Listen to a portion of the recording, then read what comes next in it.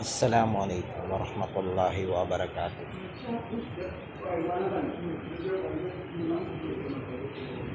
Mga kapatiran ko, tayo tumatanda na. Tumatanda na tayo. Hindi na tayo pabata. Habang tayo tumatanda, palapit ng palapit ang ating kamatayan. Pero walang nakakaalam nun. Ni isa sa atin din natin alam kung kailan tayo mawawala sa mundo. Kaya ang lalakasan na lang natin ngayon yung iman natin at pagdarasal. So lahat naman ng tao ay nakakagawa ng kasalanan araw-araw.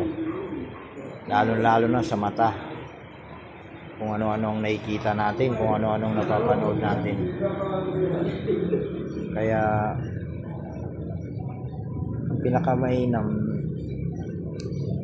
dito sa mundo ay unang-una may takot sa Subhanallah at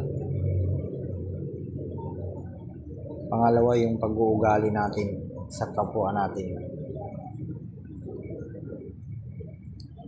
Kung tayo man ay mayroon, magbigay tayo sa mga kapuspalad na kapatiran natin. Ang kayamanan, maiiwan din natin yan.